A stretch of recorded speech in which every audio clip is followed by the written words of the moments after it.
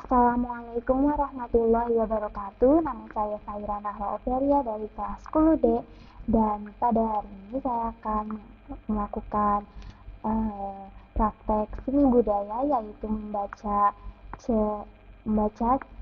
cerita dari daerah asal.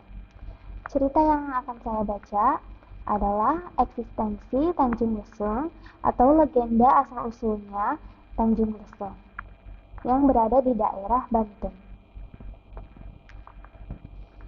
Alkisah terdapat seorang lelaki bernama Raden Budog yang melakukan perjalanan ke utara untuk bertemu gadis cantik di mimpinya. Singkat cerita, setelah melakukan perjalanan panjang dan melelahkan, ia pun tiba di sebuah kampung di mana perempuan idamannya yang bernama Sri Pohaci tinggal. Bunyi lesung yang ditabuh Sri Pohaci bersama perempuan lain di kampung itu jadi petunjuk arah hingga akhirnya Raden Bulog berhasil menemukannya. Malu diperhatikan terus dengan lelaki tak kenal, Sri Pohaci pulang ke rumah. Tak lama setelah masuk, terdengar ketukan di pintu yang kemudian disambut Nyi Siti, ibunda Sri Pohaci. Raden Bulog pun meminta izin untuk menginap di rumah Nyi Siti. Karena tidak kenal dan tidak berani menerima tamu lelaki karena dirinya hanya tinggal dengan sang putri, Nyi Siti pun menolak permintaan Raden Bulog.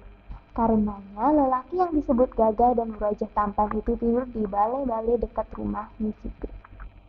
Tinggal beberapa hari di kampung tersebut membuat Raden Bulog dan Sri Pohaci saling jatuh hati dan akhirnya memutuskan untuk menikah. Setiap kali istrinya bermain lesung bersama gadis-gadis kampung, ia selalu datang menyaksikan karena senang mendengar nada lesung dan sesekali belajar memainkannya. Seiring waktu, Raden Budog semakin senang bermain lesung hingga lupa waktu. Saking senang, ia tetap bermain lesung di hari Jumat.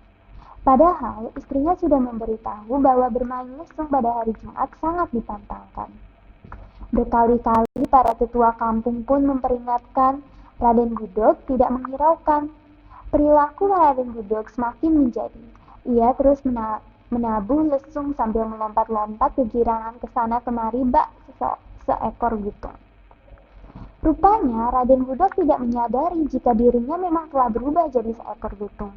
Ketika mendapati seluruh tubuhnya hampir tertutup bulu, ia langsung lari masuk ke hutan. Sejak itu, Raden Budog menjadi lutung dan tidak pernah lagi kembali ke wujud aslinya sebagai manusia. Sementara itu, Sri Pohaci merasa sangat malu dan memutuskan pergi dari kampung halamannya secara diam-diam dan hilang entah kemana. Menurut cerita, Sri Pohaci dipercaya telah menjelma menjadi dewa padi. Demi mengenang kemahiran Sri Pohaci bermain lesung, penduduk setempat menyebut kampung itu dengan nama Kampung Lesung. Karena berlokasi di sebuah tanjung, maka kampung itu kemudian disebut Tanjung Lesung. Demikian cerita yang saya sampaikan. Wassalamualaikum warahmatullahi wabarakatuh.